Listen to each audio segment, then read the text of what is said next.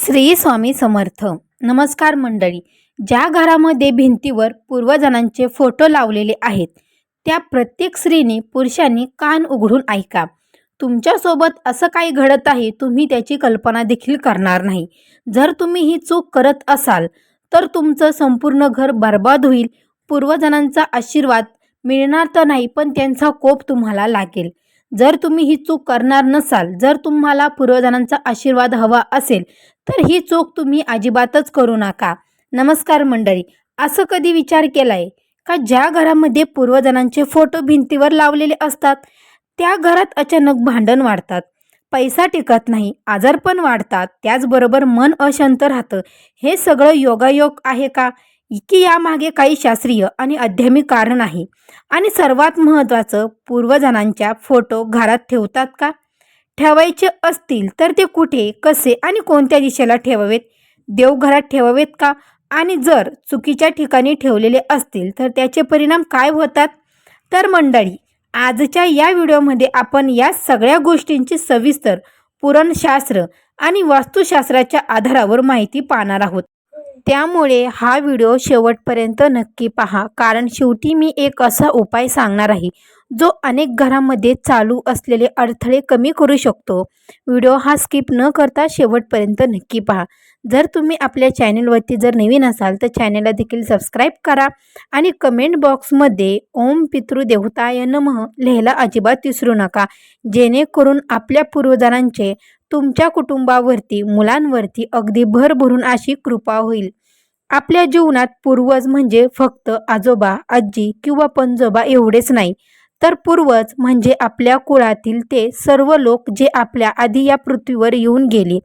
आई वडील, आजी आजोबा, पणजोबा, पणजी आणि त्यांच्याही आधीच्या पिढ्यानपिढ भारतीय संस्कृतीमध्ये असं मानलं जातं की आपण आजच्या ज्या घरात जन्म घेतो, ज्या कुळात जन्म घेतो त्या आपल्या पूर्वजांच्या पुण्याईमुळेच, त्यांच्या आशीर्वादामुळेच आपल्याला जीवन, संस्कार आणि ओळख मिळते. म्हणूनच हिंदू धर्मात श्राद्ध, तर्पण, पितृपक्ष, अमावस्या, महालय यांना इतकं महत्त्व दिलं जातं. शास्त्रात पूर्वजांचे महत्त्व सांगण्यात आलेले आहे. गरुड पुराण, मत्स्य पुराण आणि इतर अनेक धर्मग्रंथांमध्ये सांगितलं आहे की पूर्वज आपल्या जीवनात अदृश्य शक्तीप्रमाणे कार्य करत असतात. जर पूर्वज प्रसन्न असतील तर घरात सुख शांती राहते, कामात यश मिळतं, अडचणी कमी होतात, घरात सकारात्मक ऊर्जा वाढते.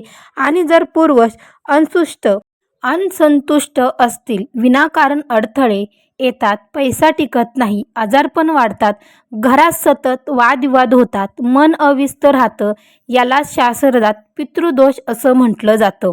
माणूस गेल्यानंतर त्याचा फोटो हा ठेवला जातो का? आपल्याकडे एक भावनिक सवय आहे. ज्यांना आपण प्रेम केलं, ज्यांनी आपल्यासाठी आयुष्य घालवलं, ते गेले की त्यांचा फोटो आपण घरात ठेवतो, कारण तो फोटो म्हणजे आठवण, तो फोटो म्हणजे आदर, तो फोटो म्हणजे कृतज्ञता.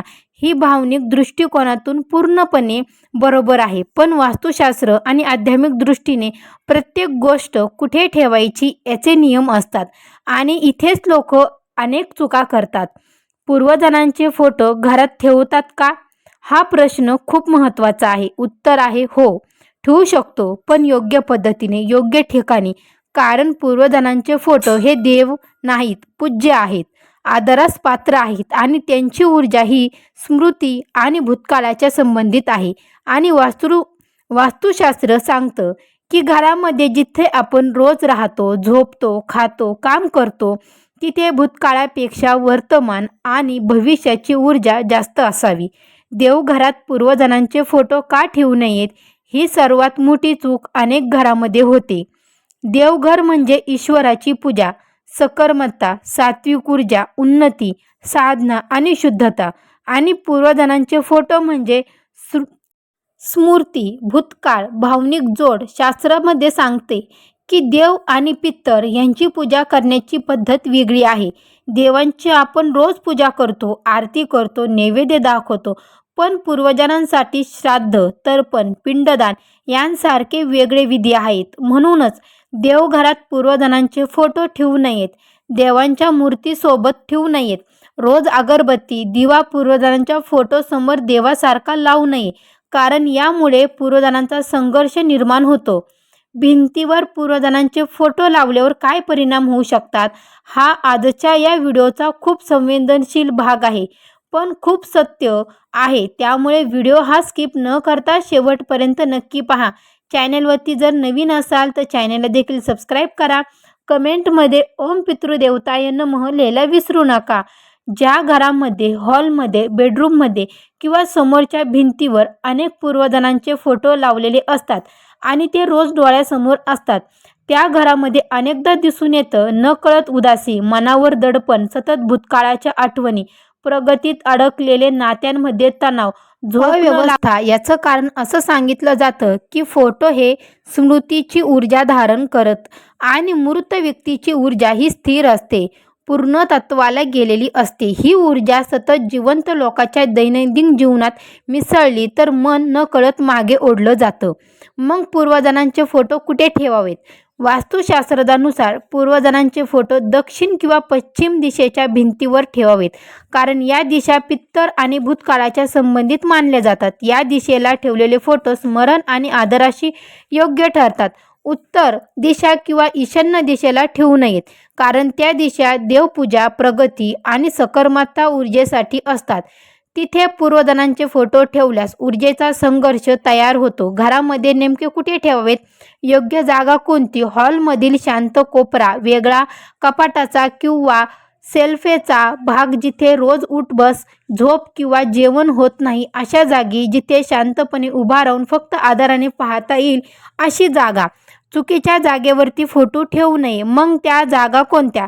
बेडरूममध्ये, विशेषतः बेडसमोर किंवा बेडच्या बाजूला, किचनमध्ये, डायनिंग टेबलसोबत, देवघरात किंवा देवांच्या मूर्तीसमोर किंवा भिंतीवर जिथे सतत नजर जाते तिथे बेडरूममध्ये फोटो का ठेवू नयेत? हा मुद्दा खूप महत्त्वाचा आहे. बेडरूम म्हणजे विश्रांती, वैयक्तिक आयुष्य, मानसिक शांतता आणि पती पत्नीतील संबंध. तिथे जर पूर्वजांचे फोटो असतील तर नकळत अव्यवस्था वाढते, झोपेवर परिणाम होतो, नात्यामध्ये ताण निर्माण होतो, मन सतत गंभीर आणि उदास राहतं. शास्त्रामध्ये सांगतं, बेडरूममध्ये फक्त जिवंत, आनंदी आणि आठवणी दर्शवणारा फोटो ठेवावेत. किती फोटो ठेवावेत हे सुद्धा खूप महत्त्वाचा भाग आहे.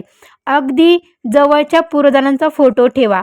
उदाहरणार्थ आई वडील, आजी आजोबा, पणजोबा पणजी. खूप जुन्या पिढ्यांची ओळखही नसलेल्या लोकांचे फोटो भिंतीवर लावू नयेत. खूप जास्त फोटो एकाच ठिकाणी लावू नयेत. संपूर्ण भिंत पूर्वजांच्या फोटोने भरू नये, कारण हे घर जिवंत लोकांसाठी असतं, स्मरणांसाठी नाही. आदर ठेवावा, पण घरची ऊर्जा जिवंत ठेवावा. कोणते फोटो अजिबात ठेवू नये? अंत्यसंस्काराचे फोटो, हॉस्पिटलमधले शेवटच्या अवस्थेचा फोटो, खूप उदास, वेदनादायक अवस्थेतील फोटो, फाटलेले, तुटलेले, दुसीर झालेले फोटो, काच तुटलेली फ्रेम असलेले फोटो. कारण असे फोटो दुःख, वेदना आणि समाप्तीची ऊर्जा वाढवतात. हो, जुने किंवा खराब फोटो असतील तर ते काय करावे? हा खूप संवेदनशील प्रश्न आहे.